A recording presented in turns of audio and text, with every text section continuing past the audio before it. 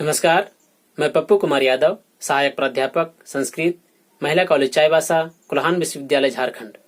आज हम लोग छंद का सामान्य अध्ययन करते हुए वंशस्थ छंद का लक्षण, उसका उदाहरण, उसमें गण, उसमें यति और उसके लय के विषय में जानेंगे।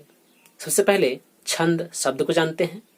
छंदस शब्द है सकारांत हलंत नपुंसक लिंग का शब्द है, जिसका रूप मनस शब्द के अनुसार चलता है।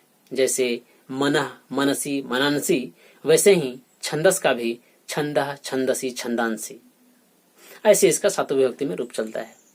अब छंदस शब्द की व्युत्पत्ति क्या है, छंदस शब्द का निर्माण कैसे हुआ है, इसको जानते हैं।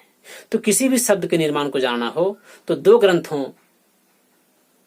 का आधार लिया जाता है, दो ग्रंथों का सहारा लिया जाता है, एक निरुक्त और दूसरा व्याकरण।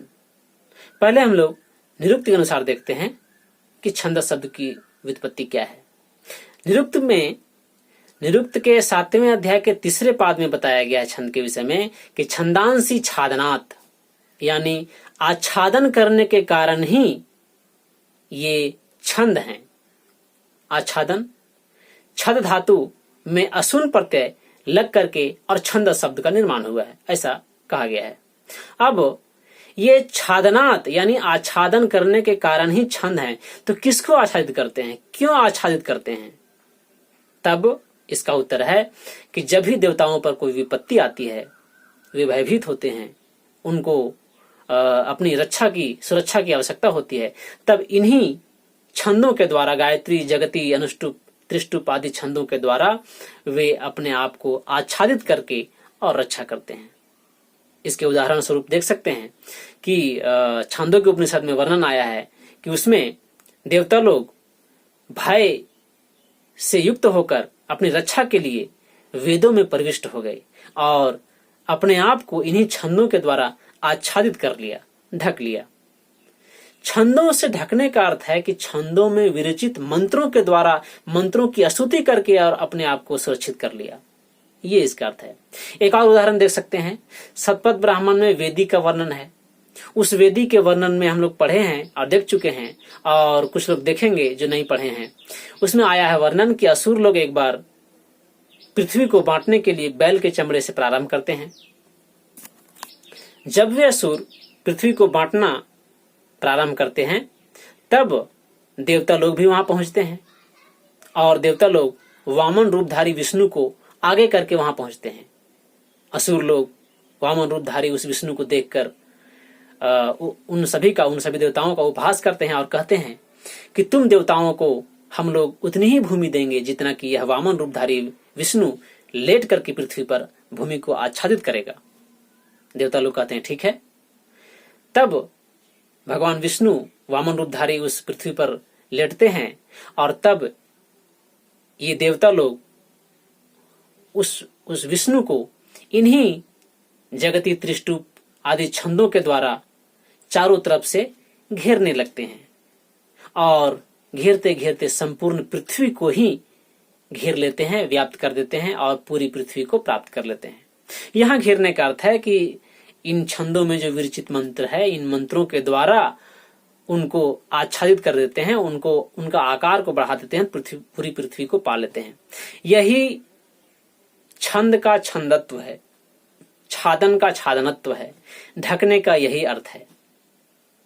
तब अब यहां जिस अर्थ में छंद का प्रयोग किया गया है उसमें भी छंद का यही अर्थ है।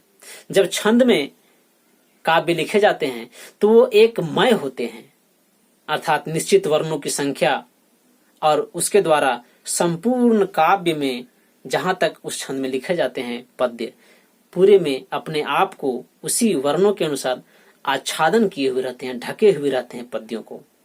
यह भी यहाँ इस छंद का यही अर्थ है। अब छंदस शब्द की जो दूसरी व्युत्पत्ति है वो व्याकरण की दृष्टि से देखेंगे। व्याकरण की दृष्टि से पाणिनीय व्याकरण के द्वारा छंदस शब्द की सिद्धि नहीं होती है।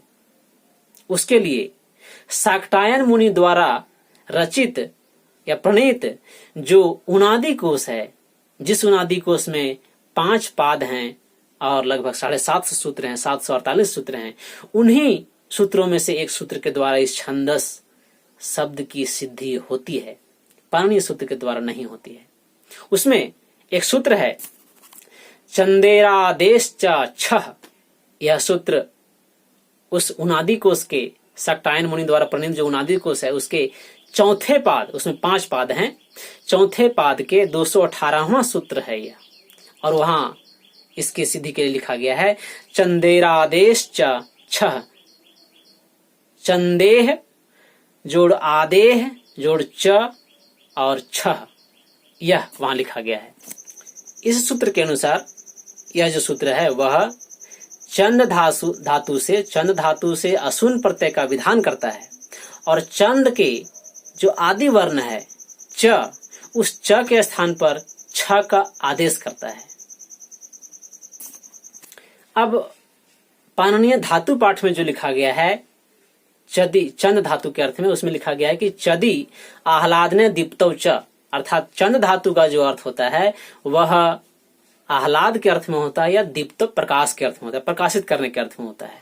यहां जो है उसी अर्थ को लिया गया है, क्योंकि जब इस चंद धातु से छंद का निर्माण होता है, छंदस शब्द का, तब उस छंद के द्वारा आह्लाद की भी, प्रसन्नता की भी, हर्ष की भी प्राप्ति होती है, क्योंकि उस छंद में विरचित जो मंत्र होते हैं, श्लोक होते हैं, उससे आह्लादता की भी प्राप्ति होती है और प्रकाश की भी प्राप्ति होती है। क्योंकि जब इन छंदों में विरचित मंत्रों के द्वारा मंत्रों का प्रयोग किया जाता है तो एक प्रकाश स्वरूप, ज्ञान स्वरूप एक ज्ञान भी प्राप्त होता है।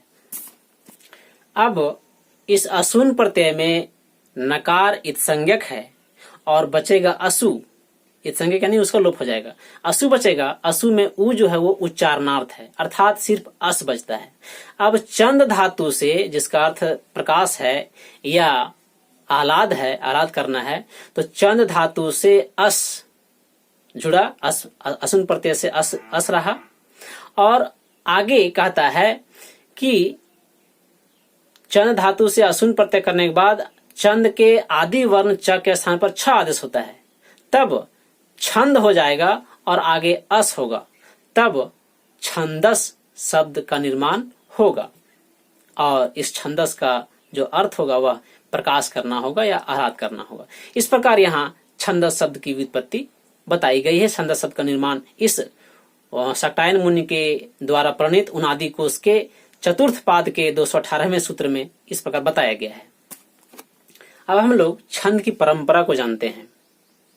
पहले छंद बताने के लिए पहले छंद समझते, छंद की आवश्यकता क्यों पड़ी। वेद को समझने के लिए, चूंकि वेद छंदबद्ध है, कुछ भाग को छोड़कर, अथर्ववेद और यजुर्वेद, इसके कुछ भागों को छोड़ करके सभी मंत्र जो है वो छंदोबद्ध हैं।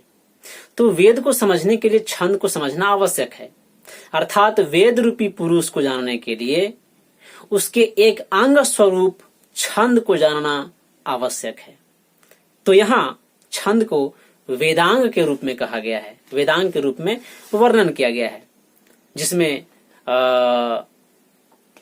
पाणिनीय सूत्र में वेद के सभी अंगों को बताते हुए लिखा गया है। छंदः पादौ तु वेदस्य हस्तौ कल्पोऽथ पठ्यते ज्योतिषामयनं चक्षुः निरुक्तं श्रोत्रमुच्यते शिक्षाघ्राणं तु वेदस्य मुखं व्याकरणं स्मृतं तस्मात् सांगम अधीत्यैव ब्रह्मलोके महीयते, ये बताया गया है। अर्थात इन सभी अंगों का अध्ययन करने के बाद ही वेद को समझा जा सकता है। उसमें से छंद भी एक उसका अंग है वेद का।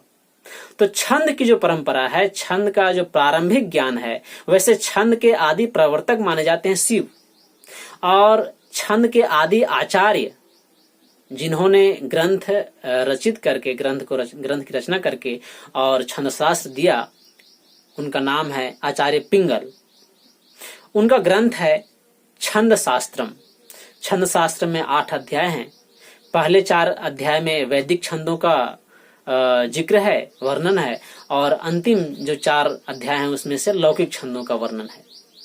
अब हम लोग को जो पढ़ना है वो लौकिक छंद है। वैदिक छंद तो वैदिक में प्रयोग होता है, तो हम लोग आज ये जो पढ़ रहे हैं किराता नियम के लिए पढ़ रहे हैं, चूंकि उसमें वंशज छंद है, उसी के लिए हम लोग ये सामान्य जानकारी कर रहे हैं, तो लौकिक छंद ही पढ़नी है। अब छंद शास्त्र को पहले कहा जाता था छंदो विचित, उसके आदि आचार्य हैं पिंगल, बता दिए हैं, और आदि ग्रंथ है छंदसूत्र। इस ग्रंथ को छंदोनुशासन, छंदो विवृति और छंदोमान ये सब भी कहा जाता है। बाद में उस ग्रंथ के लिखने के बाद में और भी ग्रंथ लिखे गए, जैसे केदार भट्ट का वृत्त रत्नाकर, हेमचंद्र का छंदोनुशासन, गंगादास का छंदोमंजरी, जिसको सिलेबस में भी रखा गया है छंदोमंजरी को।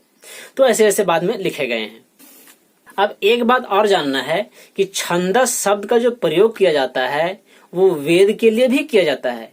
आप पाणिनीय व्याकरण में देखिएगा तो छंदस शब्द का जो प्रयोग है वेद के लिए किया गया है। वेद से संबंधित जितने भी सूत्र हैं प्रायः सभी के लिए छंदस का प्रयोग किया गया है। जैसे आप सूत्र देख सकते हैं वेद में, हेमंत शिश्रा बहुरात्रे च छंदसी, तृतीया च होश छंदसी, छंदसी पुनर्वसोर एक वचनम, बहुलम छंदसी, छंदसी लीट, छंदसी च विभाषा छंदसी, वा छंदसी, छंदसी परेपी। ऐसे बहुत सारे सूत्र हैं जिसमें छंदस शब्द का प्रयोग वेद के लिए किया गया है, छंदस यानी वेद में। अब हम लोग को जानना है कि छंद में क्या होता है, तो इसमें मुख्य रूप से अब हम लोग छंद के विषय में जानते हैं कि और भी कहाँ कहाँ छंद का वर्णन है। जैसे छंद का जो वर्णन मिलता है वह सांख्यायन श्रौत सूत्र में भी प्राप्त होता है। उसके बाद ऋग्वेद का जो प्रातिशाख्य ग्रंथ है उसमें भी, ऋग प्रातिशाख्य में भी छंद पाटल, जो ऋग प्रातिशाख्य वो पाटल में विभक्त है, अध्याय जैसे रहता है वैसे पाटल है उसमें, तो उसमें भी 3 पाटलों में छंद का वर्णन किया गया है। 16 से 18 तक, 16, 17, 18 इन 3 पाटलों में छंद का वर्णन उसमें किया गया है। उसके बाद सामवेद के निदान सूत्र में भी छंद का वर्णन है। उसके बाद पिंगल का तो है ही, और भी बाद में जो रचित हैं, जैसे कात्यायन के द्वारा जो रचित है वह छंदोनुक्रमणी का। तो छंदोनुक्रमणी यानी छंदों का जो अनुक्रम है उसमें बताया गया है छंद के विषय में कात्यायन के द्वारा। और कात्यायन ही छंद के विषय में कहते हैं वहां कि यदक्षर परिमाणम तब छंद, यानी जिसमें अक्षरों का परिमाण हो, यानी अक्षरों की निश्चितता हो, जहां अक्षर जो हैं, वर्ण जो हैं, वह निश्चित संख्या में हो, वही छंद है। और छंद का प्रयोग वाङ्मय में, काव्य में या शास्त्रों में, या शास्त्रों को लिखने के लिए, पढ़ने के लिए इसलिए किया जाता है ताकि उसमें एक लय आए, उसमें एक गेयता आवे। छंद में लिखने के कारण जो वर्णों को लिखा जाता है वह एक निश्चित संख्या में लिखा जाता है और उच्चारण की दृष्टि से भी उसको सजाया जाता है। तो जो छंद है उसका एक परिभाषा के रूप में जो कात्यायन के द्वारा दिया गया है कि यदक्षर परिमाणम तत् छंदः, ये भी बहुत अच्छा है, क्योंकि जो एक परिमित संख्या में परिमाण के रूप में जो अक्षर मौजूद हैं उन्हीं को हम छंद कहेंगे।